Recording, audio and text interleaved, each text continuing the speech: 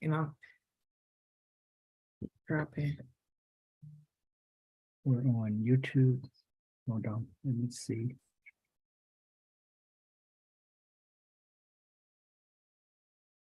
So getting that done. Okay, we're live. Okay. Hey, everybody. A lot of times, most of you know, some of you, if you're like me, you have this high school senior, and he or she, thinking about college, but don't know how to apply for scholarship. And as parents, a lot of times you don't know. And the only time you may know only when the school sends the information out to the student. But there are a lot of scholarships that are out there.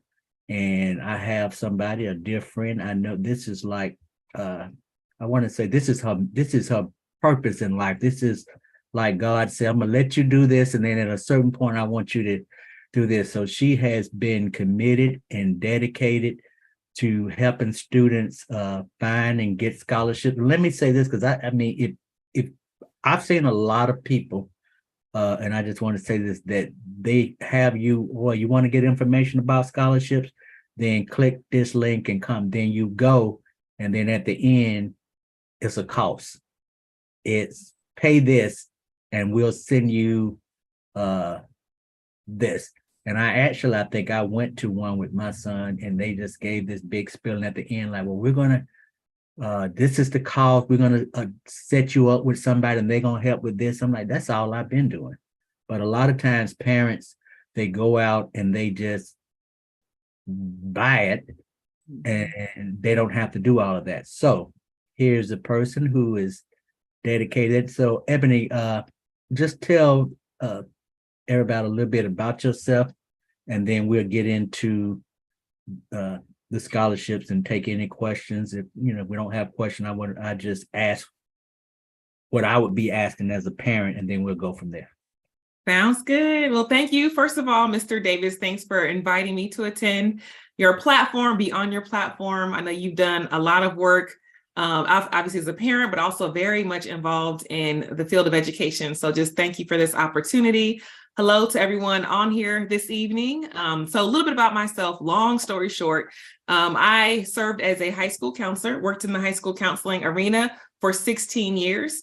I enjoyed working with students in Fulton County schools and Cobb County schools. And just recently this year, I took a job with Hatching Results, where I'm able to now train high school counselors, well, not high school, but just all school counselors at different levels, as well as administrators across the nation. So I fly all the time and get to do what I love and help many students, thousands of students by way of their school counselor. So, but Mr. Davis hit the nail on the head. That is absolutely my passion, is scholarship searching success. Primarily the college and career arena. I feel like a lot of our Black and brown kids, they don't get access to the information as early as possible, and sometimes not as much as possible either. So they may not have identified an adult that they go to, whether it be their school counselor or teacher or community member, anyone. They haven't identified anyone that they feel can really support them through this process. So I echo what you said earlier. Any type of scholarship service that's charging a fee, run fast, because there's no need for anyone to have to pay for scholarship help, especially for searching for it, as well as getting some guidance in terms of how to do the essays and things of that nature. That information is public and it's free. So I do host different workshops here and there. And I personally get paid to go to schools and Boys and Girls Clubs and Upward Bound programs and things of that nature to provide my workshops. But for the times that I do volunteer my services, I always offer a free individual session as well. So I just had the pleasure of presenting at the Next Step Education College Bootcamp last month. And so from that platform, I was able to offer some free individual support. And I would love to do the same thing for those who are able to dedicate their time and just volunteer their time in being here today. That speaks volumes. You can't get time back, but you can definitely get plenty of money. And so that's why we're here today to connect you all with those resources and how to get money. So Succeed with Drive, I'm going to enter all my contact information and things of that nature as we continue. But Succeed with Drive, that is my passion. I post Show Me the Money Mondays every single Monday.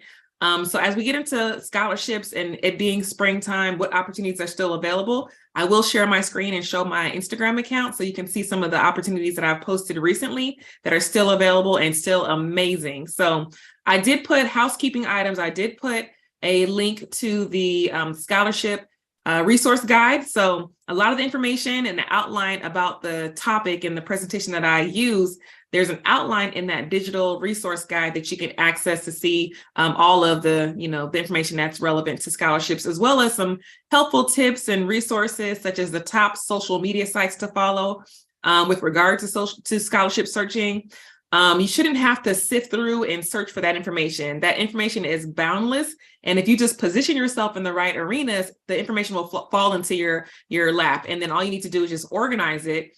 So speaking of organization, I also put a link to the application organizer in the chat as well. It's a blank spreadsheet. One of the main tips or ways to be successful in this process is to organize and prioritize your deadlines. So organization, I know it sounds cliche, but organization is key.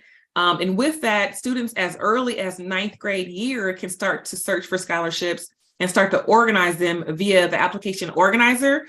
So then when they become eligible for these opportunities in their junior or senior year, that information will be at their fingertips. They don't have to search. So when you're taking all these AP and IB and honors classes, you don't have to do all the heavy lifting. You've already done that as a 9th or 10th grader. So I could go on and on. So I'm going to now stop and let Mr. Davis. We do have some people, and I'm just going to ask those who are watching, if they have any questions, go ahead and put those questions and I will ask that. But let me go. Here's one thing. Okay, you know my son. Hey, you and him, and so my thing is it's April 24th, and I'm like, when does school start? So first day of classes, and he has decided what college he wants to go to. So first day of class is August 14th. So this may be some parents who are similar situated than where I am, and that is, man, it's too late. It's too late. Too late. The scholarships.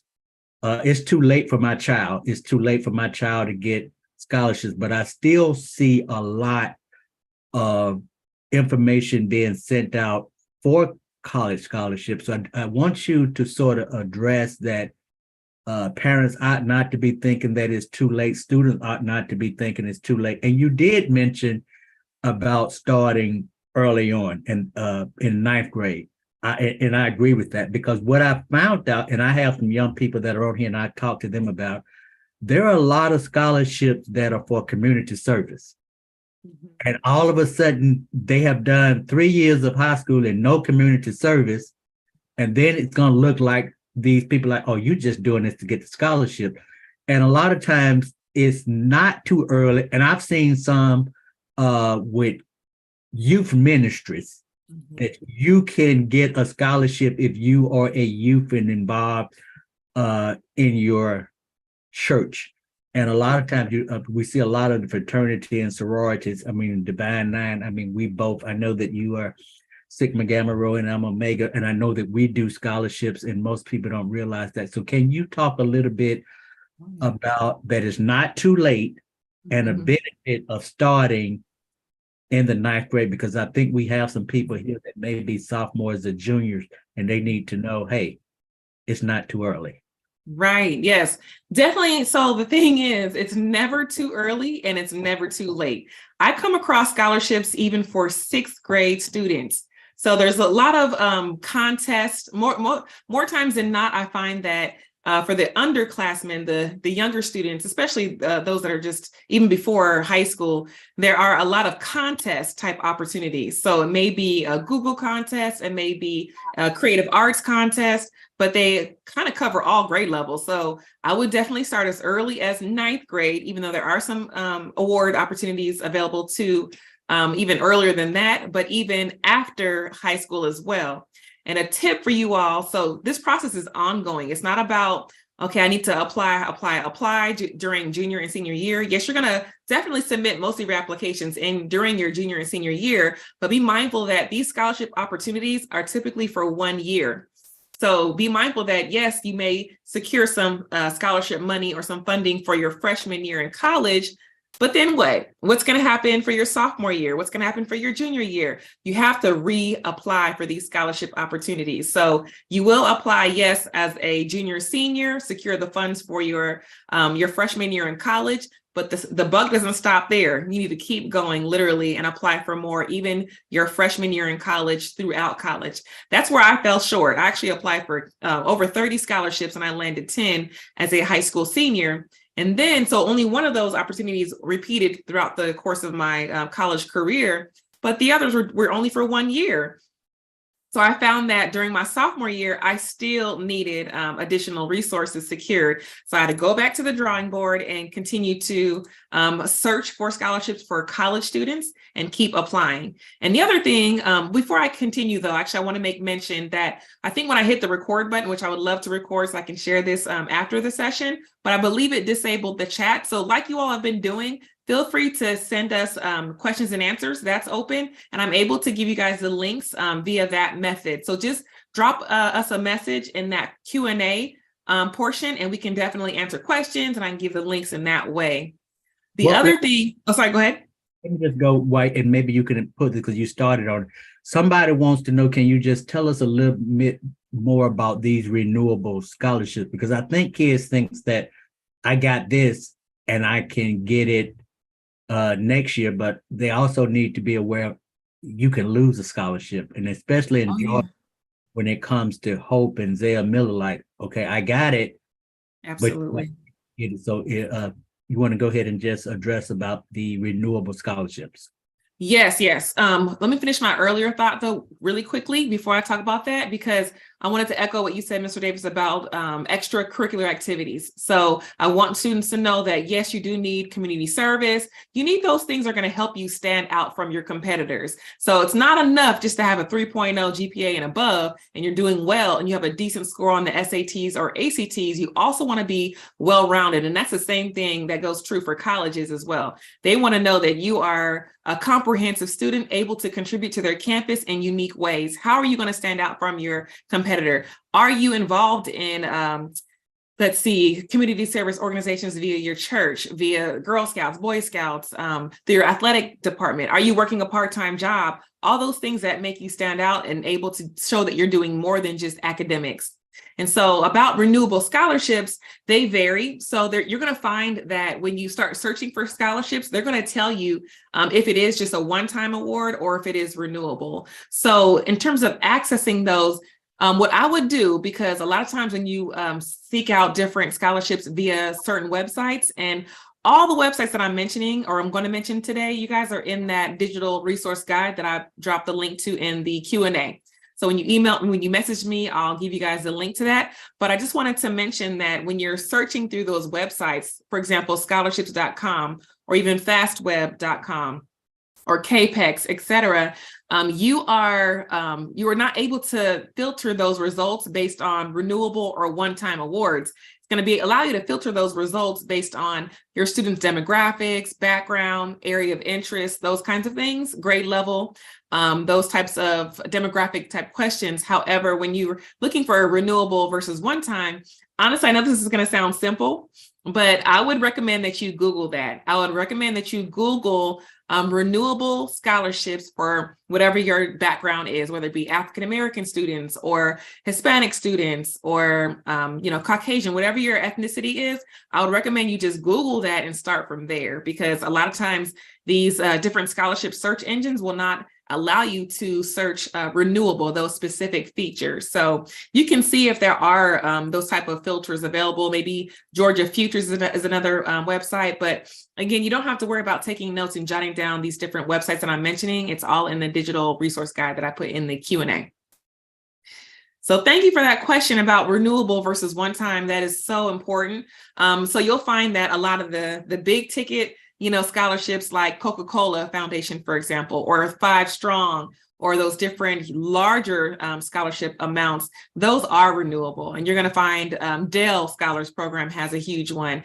And those will require a lot more from the student, which is definitely worth putting your students' best foot forward and definitely applying.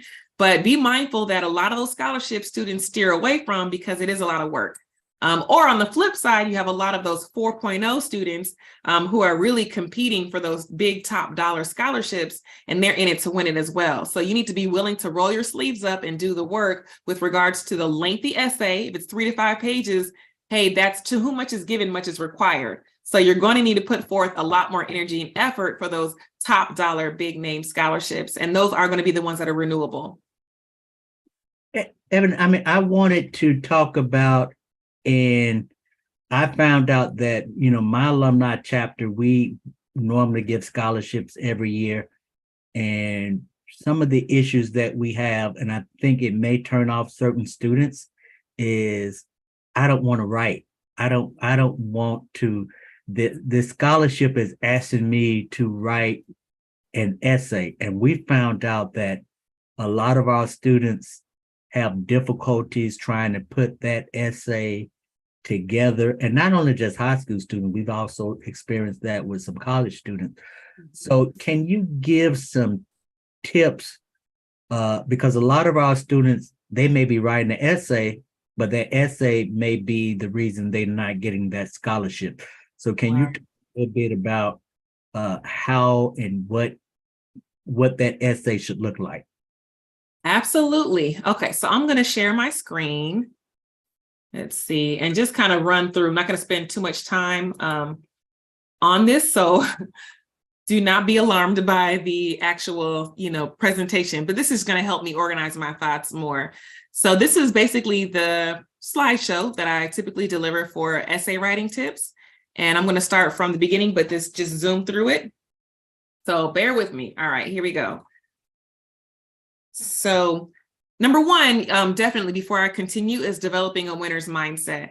So whatever that takes, Mr. Davis, these students need to know all the attributes that they have to offer. So what makes them special? And if it takes you asking your peers, your friends, your parents, your siblings, whomever, to ask them, hey, what are the top 3 attributes that you like about me?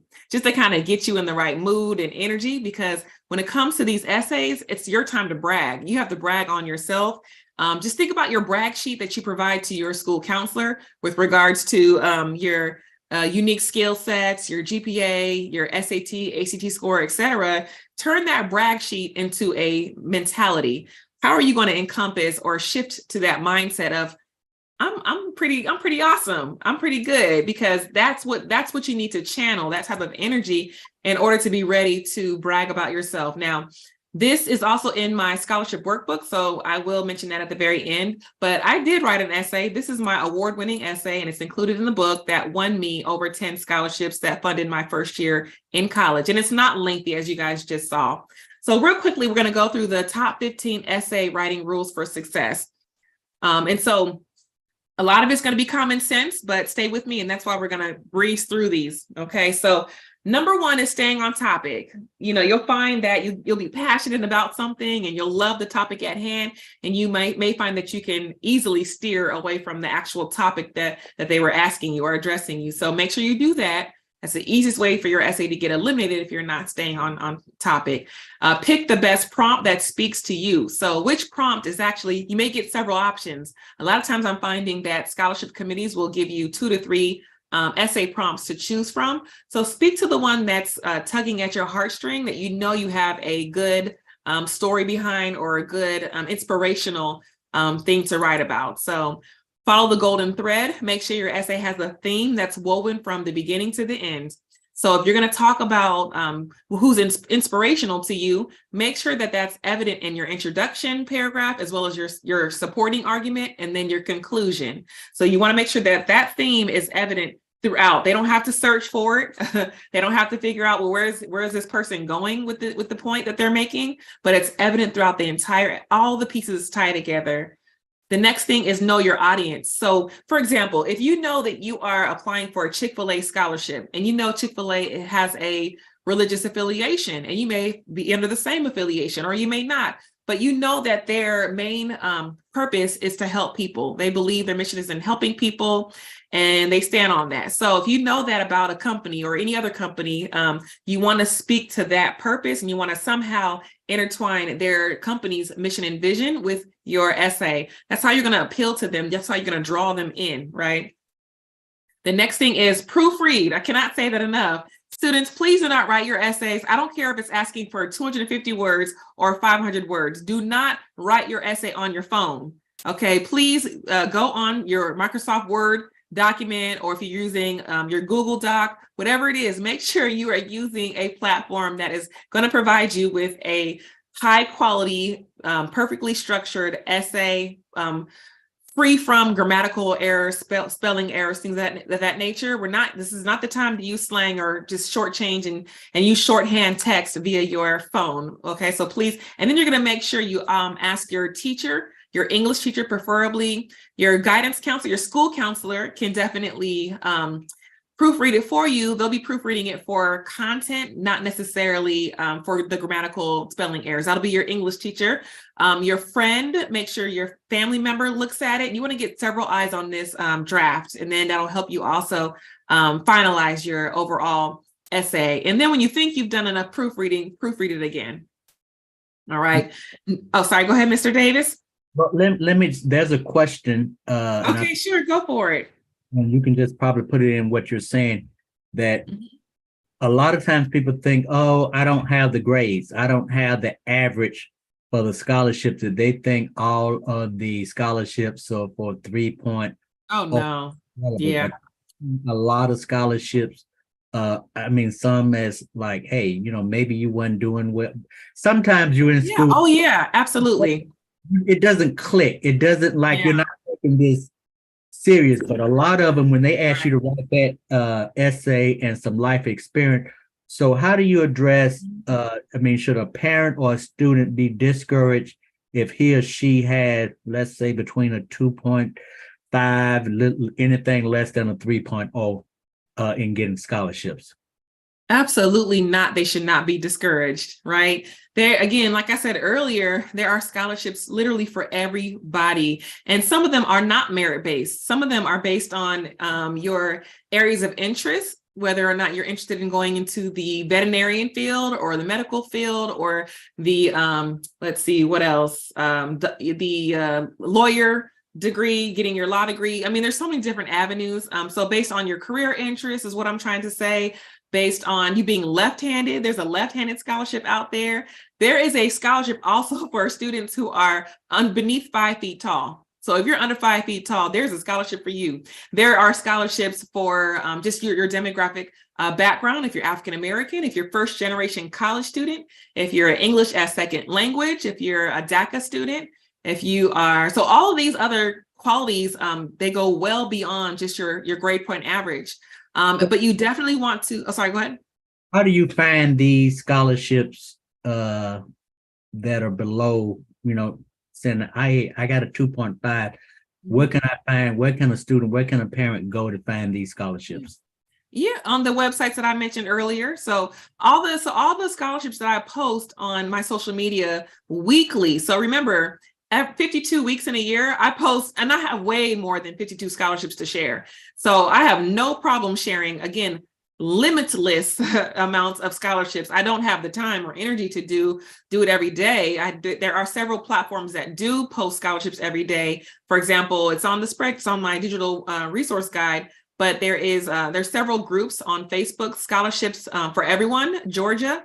That's on Facebook. It's a group that you can join. They post daily. The Scholarship Club, the scholarship is with the $, Scholarship Club on Facebook, a group. You can get into that group for free, and they post by the hour, actually. There's so many resources. So absolutely, there are so many scholarships for everyone. GPA is not the primary factor. And so so what you can do is you can filter your results. When you're going on the FastWeb website that I mentioned earlier, and that's in the spreadsheet, the digital resource guide, when you're going on PAYPEX, when you're going on Scholarship B, Scholarship OWL, all these different Scholly app, all these different websites are coming to me as I'm speaking. Good Call. So these are all by memory because they've been around for years. They're all credible websites. And so what you'll do is when you go into those websites, you'll use their filter results, and you can filter it based on GPA, filter it based on your major, filter it based on your extracurricular activity, whether you're in athletics, whether you are in the marching band. You can filter it for all these different categories. So just those specific scholarships will come up in that search engine that you're on. And so the next step would be to enter those scholarships into that scholarship organizer that I shared via the chat and then also the Q&A earlier. I'll drop those back again in the Q&A, but it's an ongoing cyclical process, right? So I don't want to, I'll just keep going with the essays. So I want to speak to this though. So don't hold back and be courageous. And also you have a story to tell. All these basically lend to the fact that you need to be sharing things with the scholarship committee that's not evident on your transcripts or in your test scores. Okay, so this is an opportunity for you to bring them into your life. They don't want to see fluff. They don't want to read about how you just went from having all F's to all A's in one year, unless it's something tragic or significant that happened in your life. And it doesn't necessarily need to be a sob story either, where you're kind of playing the violin and just singing the woe is me, unless there is a flip side to it where you're showing an upward trajectory of success. Like, this is how I overcame something. This is how I, surpassed people's beliefs about me. This is how I flipped the script and changed my life around. Those kinds of stories are what they want to hear about. And the rest of my tips basically speak to counting your words, making sure that you're following the essay prompt, being honest. Plagiarism is real. They will definitely do some research. Be concise, stick to the word limit. If they're telling you that they want your essay to be 500 words, do not make it 501 words thinking that it's okay and they'll be fine. No, that you need to stick to the 500 word count if that's what they're asking you to do. Okay. What else was there? So the essay writing techniques. Also, I want to show you, if you don't mind, Mr. Davis, right? If I show okay. So I wanted to share on my Instagram how I post weekly. So you'll see if you go to my Instagram, which is just Succeed Drive, you can connect with me, do the @ symbol, SUCCEED, and then DRIVE, all together, Succeed Drive. And so it's up here at the top. What I do weekly is I post Show Me the Money Mondays. I put the link in my bio to the current opportunity that I'm sharing about. So this week's feature is the Ryan Nicole Faulkner Scholarship. When you click on it, you'll find all of the criteria, all the details that this scholarship requires. So, for example, this scholarship consists of a housing stipend to be used by an incoming freshman at an HBCU. What's an HBCU, you ask? That's a historically Black college and university. This recipient will receive $500 a month for 4 years. So those of you all who asked about the repeated, or renewable scholarships, here you are. Now, the one hook to this one is I don't have it in the description, but you do have to maintain also a 3.0 while you're in college. And so, like I said earlier, that to whom much is given, much is required. They're going to want to see you shine. So they're not giving their money. Mr. Davis can speak to this. They're not trying to give their money to someone just for the sake of saying they did it. No, they want you to utilize the money, put it to good use, and make sure you're proving yourself that you're worthy of that scholarship. So for them, the hook is you have to maintain that GPA. This one is due on May 1st, which I believe is on Monday. So you have over the weekend to get this done. It's not too late. Again, that's $2,400 total. This might be what Mr. Davis needs for his son. So Ebony, tell, because I know that you have it, and I think you said if they were to send whatever or get on your Instagram that they can get those weekly. So tell them exactly what they need to do so they can be getting this information. Yeah, so for me, and I'm going to tell you multiple people to follow on Instagram, for example. There's different social media sites, but mine in particular is Succeed Drive. It's right there. Actually, it's on the screen. So if you look at the screen that we're sharing, at the bottom of the image, you'll see @Succeed Drive. That right there, that is my Instagram handle. So just go onto Instagram, search Succeed Drive, and you'll find me. And then you can follow me that way. And then I post every Monday. So again, my schedule and my time commitment is a little tight, so I can commit to every Monday. I've been doing this for years though, not missing a Monday. So yearly, you can count on me throughout the entire year to post different scholarship opportunities. They will vary though. I like to do a variety. So you may see that I'll post some for ninth through 12th grade, some maybe for college students. So and it's a variety of different amounts as well. I don't post just the top scholarships. I also post the ones that are for $500, $2,000, $5,000. So my thing is that money adds up. So you're going to find that a lot of your students will apply for the top dollar scholarships because they're appealing. I get it. You know, who doesn't want to apply for a $20,000 scholarship like this one? But their counterparts are not applying for the $500 scholarship because they're thinking, oh, that's just $500. I'll let that one go. But you might be the only person to apply, thus getting the money. That's happened to me now twice in life where I was the only person that applied for it and I got the award. So do not overlook those small amounts. Yeah, and you said 500 may not be a lot, but it can certainly get some books. It can certainly get some books. They can pay for that gas money that you need to go back and forth to and from home, maybe a flight, a ticket home, maybe spring break. I didn't have a lot of money when I was in college, so I had to tell my friends to have fun in their spring break. I was going right back home for a free experience at home. So, and I noticed something when we got our, like I said, my son, he said, okay, I'm going to Columbus. And then when they sent the awards letter, it was something in there like transportation, like you need to budget for your child to come home. I'm like, we don't even need this part. But I was amazed to see that. And I'm like, well, what is this for? Well, in case your student needs money for, to come back and forth. I'm like, no, when I take it, he stays until Christmas or whatever. Because I'm gonna say this to a lot of it's so funny out here is that when you go away, I know it can be a new experience. Right. I don't see any reason why you would want to come home. Yes. For the weekend. And the reason I say that is, and I'm not trying to say it in a negative way, right? But if you're saying, well, I want to go home and see my friends, I'm like, well, your friends didn't go nowhere.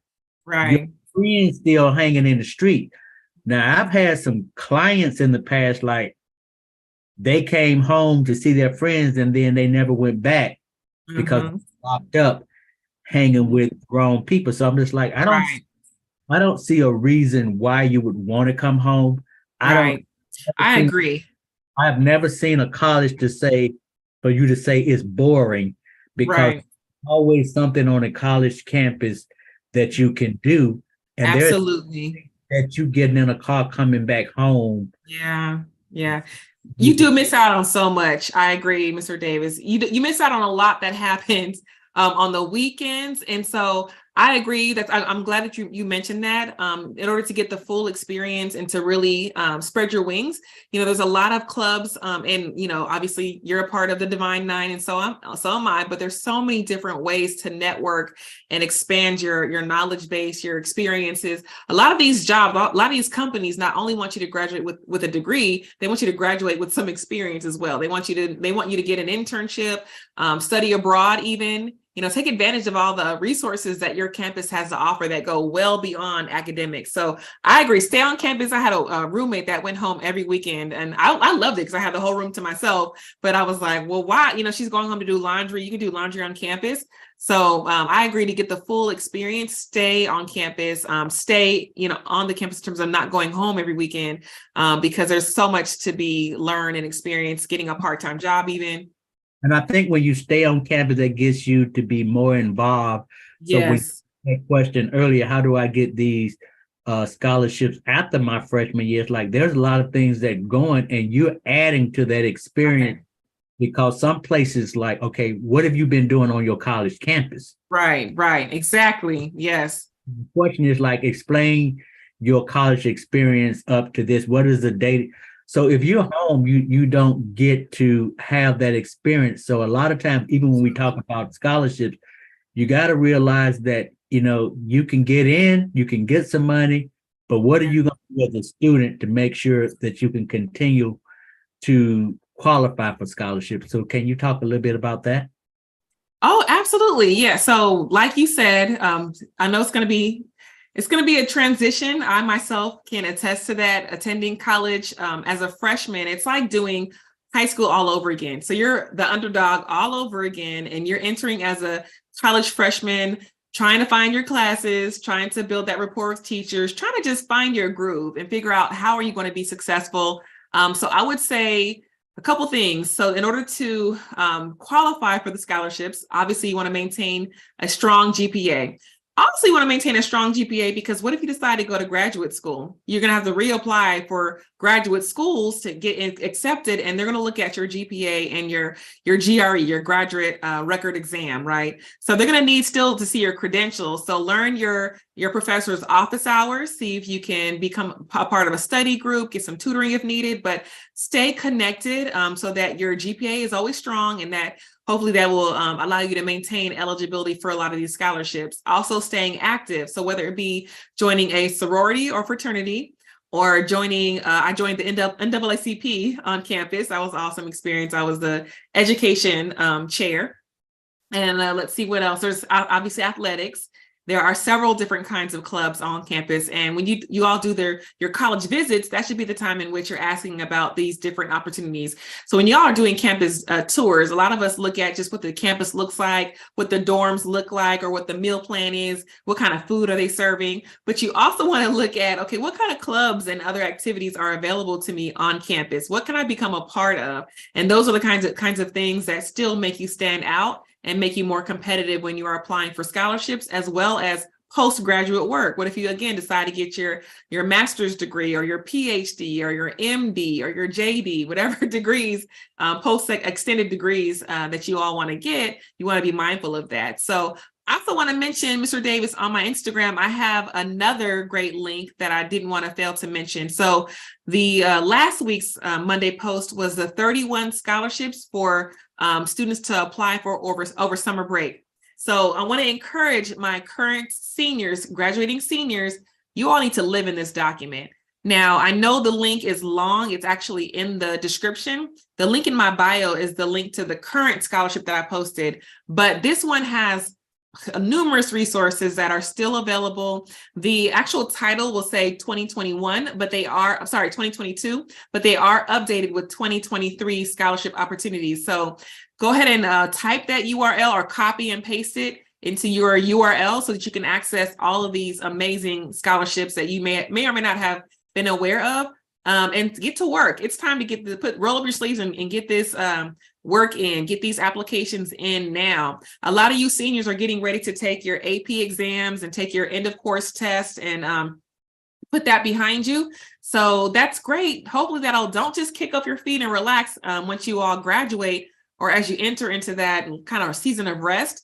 Yes, it's season of rest and it's season for transition into the next phase, but also don't forget there is money to be had. There is free money. If Mr. Davis and I sat here on this call for the next 30 minutes and said, hey, the person who writes a 500-word essay about where do they see themselves in the next 5 years, and you'll get $500 for the winner, you all will write that essay right now. You would have your computers open because it's instant and you can see it right now. But you have to approach this process with the future in mind, with the hopes of, yes, I can receive this. You all, a lot of my students think small. They think, oh, what can I do now to receive the benefit of my hard work now? Everything is kind of microwave. It's kind of easy and instant. But if everything is not instant, I know we're so used to everything coming to us fast. Amazon deliveries, myself included, Grubhub, Uber Eats, everything is so fast now, easy access. But with this process, you have to marinate in it. You have to be patient and you have to just go the long haul. The process is not for the faint at heart, it's for the ones that are in it to win. It's a marathon. You have to be really in it to win it. And so before I get off of the Instagram, because I want you all to see one more resource that I put in the chat, and then I also put in the Q&A. So this is the scholarship application organizer that I was speaking about earlier. So Again, as I said earlier, you don't have to be a junior or senior to start this process. If you are a ninth grader or sophomore, you can start to, when you're searching for those scholarships via the resource that I mentioned earlier, my digital guide that I gave you guys access to, you're finding the scholarships. Where are you putting them? Hopefully you're not just writing them down or putting them in a Word document and then just kind of washing your hands of it. No, this application organizer should be on your computer desktop. And so that you are dropping the scholarship name, you're putting the month and year to apply, the URL, so the website in which you can find it, the direct link to them. You don't necessarily need the address. I have a lot of different columns on here that you guys can go ahead and delete if you deem necessary. But this is important, the criteria, so that you'll know exactly what are they requesting, what are they asking for. Is it going to require, the deadline is most important, obviously, so you can prioritize your process. Recommendation letters, is there going to be a recommendation letter that's required? Do I need to solicit the help of my school counselor or my teacher? Essay, does it require an essay? Is it going to ask for a transcript or a resume? And the list goes on. The other most important thing for my seniors that are looking at scholarship opportunities and want to know, okay, well, Ms. Payno, when will I hear from this scholarship? A lot of these scholarship committees will put the, and I think somebody must have deleted it. It was this column here, but you want to put the award, the announcement date, right? You want to know exactly when are they going to make the announcement. Have that here, because when it's time for you to pay that registration fee for your classes, they're going to be asking you for that. You want to know, well, I haven't heard from this scholarship yet. When will I find out if I've received this money? So for all of your scholarships, make sure that you list them here. And if you don't have it on here, create a column that is for your announcement date, your award date, so you'll know when to hear back. Where can I get the scholarship application organizer from? That is on the link that I dropped in the chat.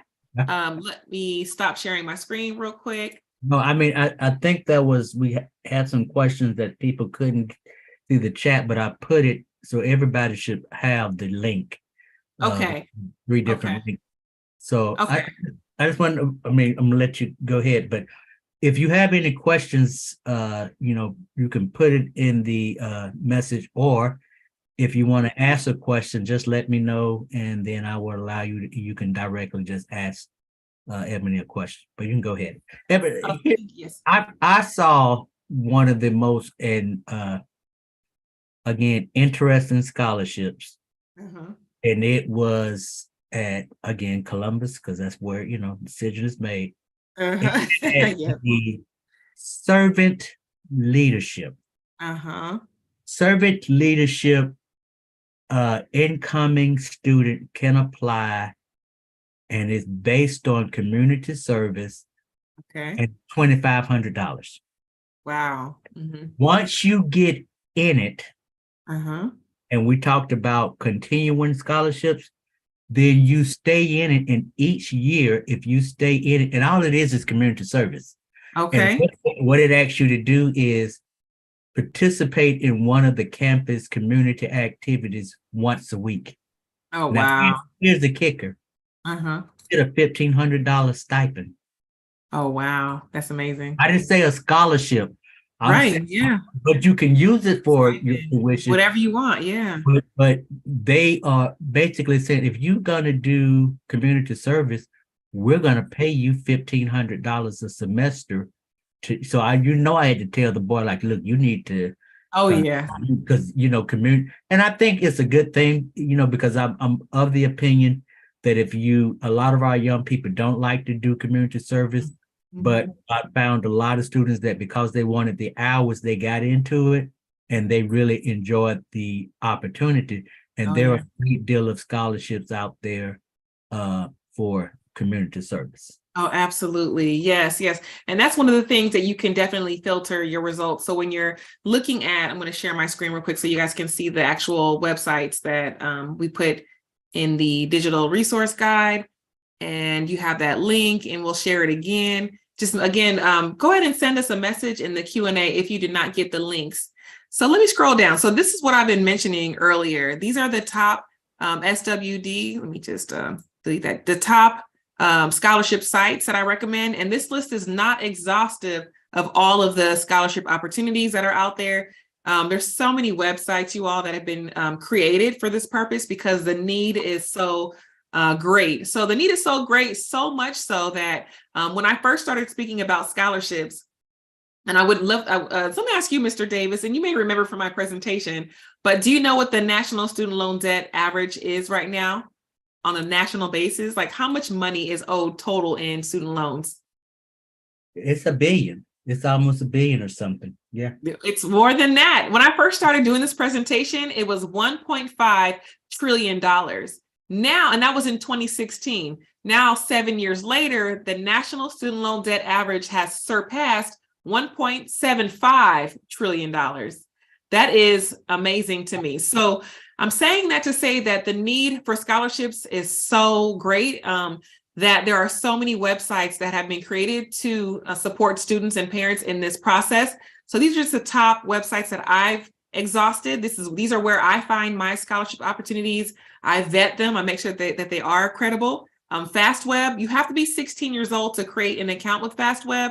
That's the top one that I have here is where they will actually email you scholarship opportunities. So once you create your profile, for example, African-American, I'm a graduating senior, high school senior. I'm interested in sports. I have a 3.5 GPA, et cetera. The list goes on. Once you create your profile, they will start to email you scholarships that you meet the criteria for. And what I would recommend you do is create a junk or separate email address for spam, because this is free. It's a free service. So they may end up, giving you a lot of junk email or spam your account. So I would suggest that for this purpose, and also just in general, create a separate email account. Don't use your personal email account. College Express is big. I love College Express. They offer a lot of great, not only just scholarship websites and resources. They also offer a lot of great tips. All the tips that Mr. Davis is sharing and kind of engaging me with conversation. College Express covers it and gives you a lot of resources to help you become successful in college. It's one thing, you all, to get into college, but to stay there and also to graduate is a whole separate journey. Okay, we talk about, after freshman year, students that don't come back to college, that retention rate is so important. So when you are doing college visits, I know I'm kind of on a tangent. This is the high school counselor hat in me, but you want to make sure you're asking them about retention rates and also job employment rates. So what percentage of their graduates actually get employed once they graduate? And then what's their retention rate from freshman year to sophomore year? How many students are staying in college, and what support do they provide to ensure that your student will stay in school and be successful? Well, I mean, when I went to school, when I went down to Fort Valley, like they just dropped me in the country and I was just there. Didn't know anybody. Well, I knew my roommate, because me and my roommate, we went to elementary school, high school, and played football together. But that just still didn't work out, even though I knew him.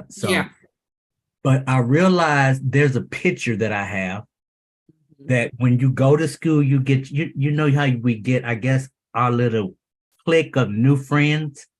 So I had this group of new friends, and we were like freshmen together. We would hang out, we would go to different events, and we took a picture, and I still have that picture to this day. And it 8 of us in that picture. And I realized to this day, and I think I've shared this with some young people that I've talked to, that I am the only one in that picture that graduated. Wow, Mr. Davis. In that picture that finished, because and it wasn't the money thing. It was like, I'm not going to class. I'm not doing this, and I'm not doing that. So while we're talking about getting money to go to school for scholarships, the worst thing is that your parents here in December is like, you didn't do nothing. Right. Yeah. So you lost your hope for Zale scholarship. Absolutely. Because you was playing. So when we talk about scholarships, it's one thing to get them. And back to that earlier question, it's another whole different thing to maintain them. Absolutely. And seek some new ones, because I know that even when my chapter looks into scholarship, and I know that our scholarship chairperson was on here earlier, is that we want to monitor if we're giving you money, Mm-hmm. then we don't want to look back and say, oh, what's the purpose of saying we gave $5,000 in freshman scholarship and they flunked out and they're not back that second year? Yep, exactly. It's a lot that goes Yes. in.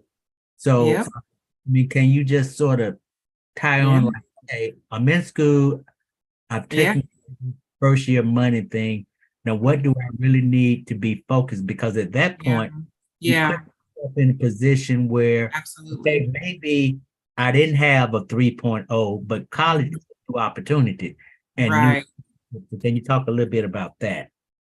Yeah. So one thing I'd recommend, I'm going to come back to that guide because I want to there's a couple more resources in there that I want to make sure you all know that's in there.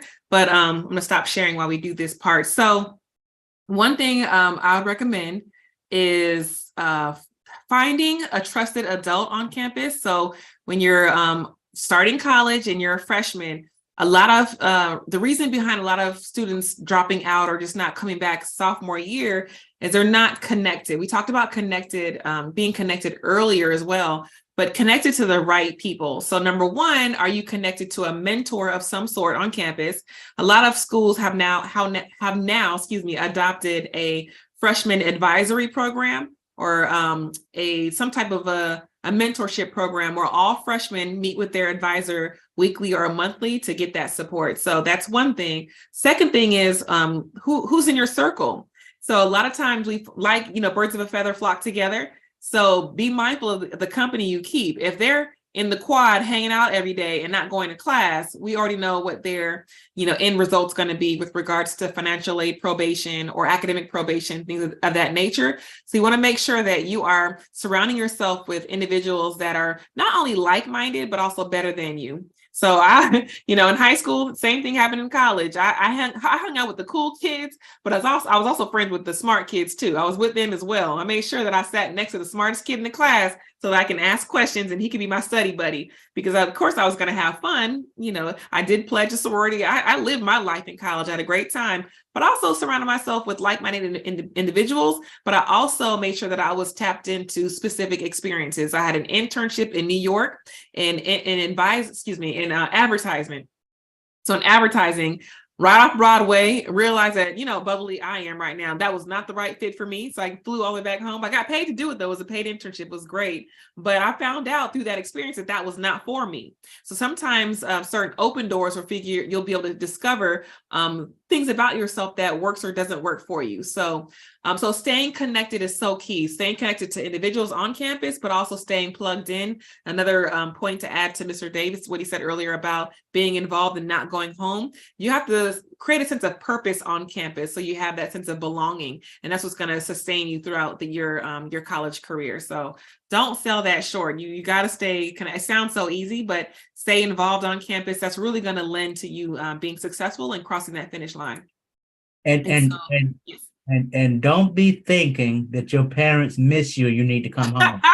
They don't miss you. And it is a difference. Like, hey, you got FaceTime, you got this, you got that. And I do know first year can be something and you want to reach out, but you don't have to come home. Like if I have problems, like let me go home. I can just FaceTime and like mama or daddy. Exactly. Because we're talking about scholarships, but I think the key point, at least I think Ebony too, is like it's not so much what's going to happen that freshman year, but I want you to finish and graduate and be a college graduate. Everybody can go to college. Everybody don't finish. Exactly. It is the worst thing is to be there and don't finish because you don't have enough funds when we're telling you there's money to be got. There is. To do that. Now, if it's something like, other stuff, but don't let financing college be whatever. Now, it is, I think a former Secretary of Education said, if you think college is expensive, try ignorance. Oh, yeah. Oh, yeah.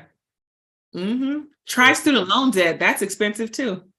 Student loan debt is really expensive and can also damper your financial plans. So be mindful. I love that you said that. That is so important. So I think, go ahead, Ebony. Well, before we conclude with questions, I just wanted to make sure, because the last thing I spoke earlier about making sure that you're positioning yourself to receive all of this information, social media is key. So, no shade or no shame, excuse me, no shame in my game, but I did drop my social media site, but I want to make sure you are aware of other very, very helpful and key social media sites that you need to follow or join the group. So that's in my digital resource guide.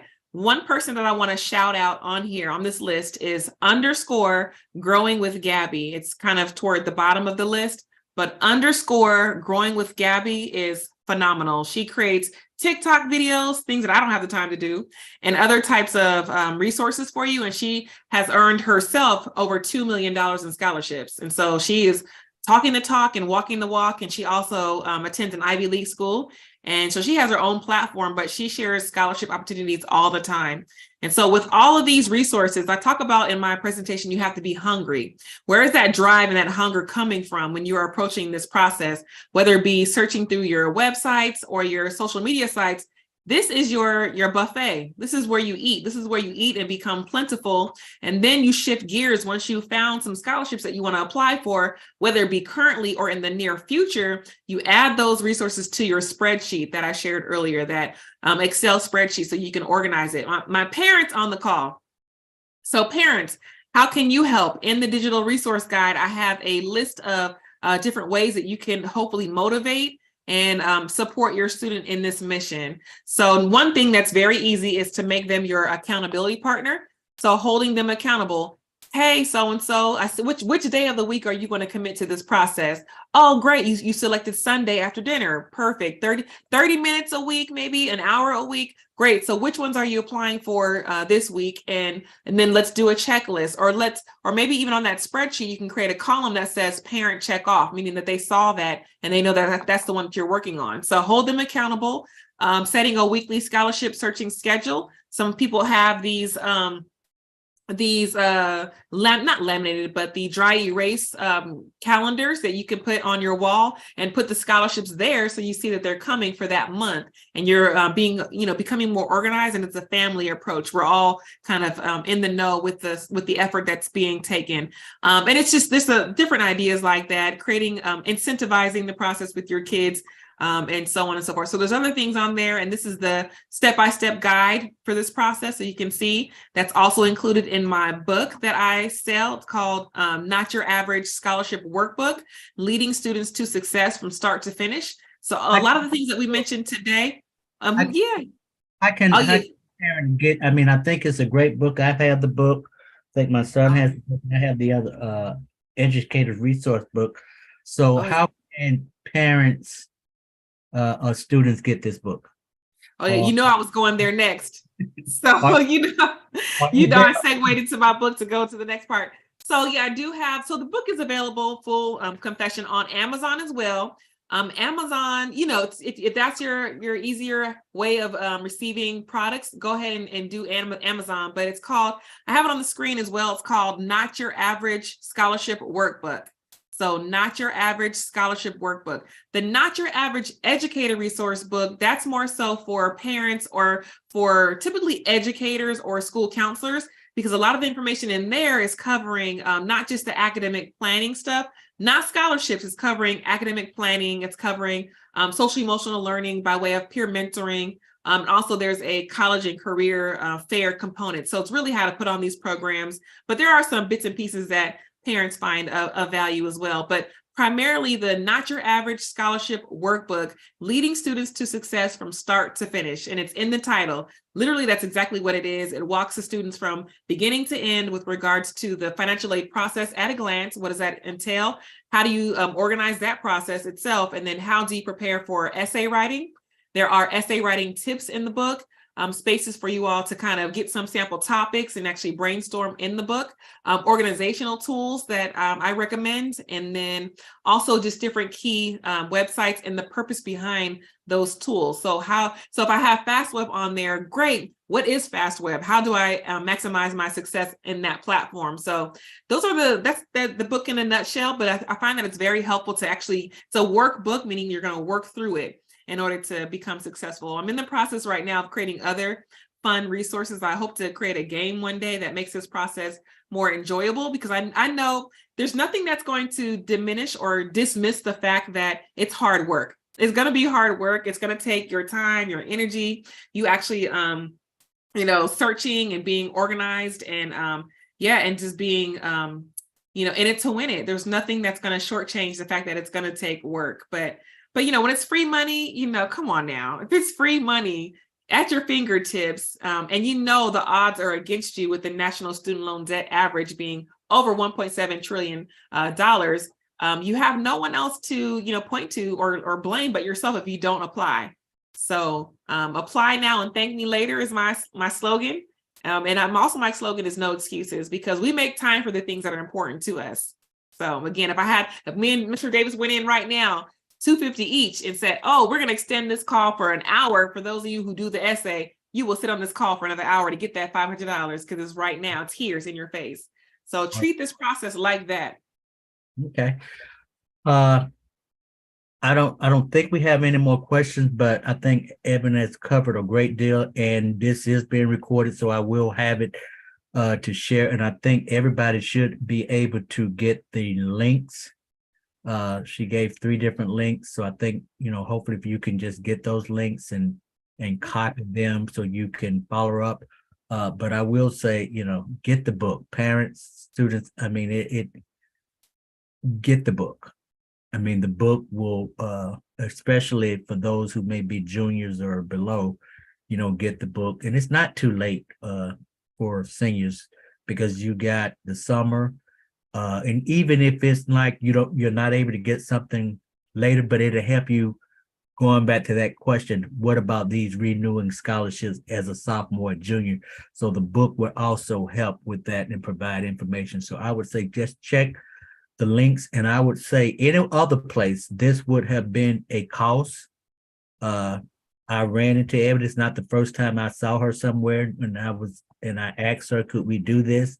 And she gave time to do this, and I thought it would be helpful, because I just think it's important that we share information with everybody. So she did put the information about the book. So I would ask that you get the book and make sure you get the links, and I will provide the links also when we do this recording, so you can have it. So Evan, thank you very much. And anybody, like she said, get on her Instagram, send her a message. Yes. Because she's more than willing to talk to you as a parent or individual to help. Her payment is being a difference maker. Yes, absolutely. So I would say take advantage of that, because parents, students, there are a lot of people out there want to probably charge you a whole lot to do it, but she's giving more. Not only she's giving more, but she's dedicated and she's concerned. So I want to thank her again for taking the time to do this, and I hope everybody taking advantage of it. And maybe we'll follow up and we'll do something again in the future. Sounds good, Mr. Davis. I appreciate you. Appreciate your dedication and passion for helping students as well. As an educator, we appreciate people like you. We need more people like you in the community, in the school building. So I know plenty that are doing the work. And so, yeah, you're just one of, the few gems that we have. So we just thank you and appreciate you as well. All right. Thank you. And thank you, everybody. All right. Here. Okay.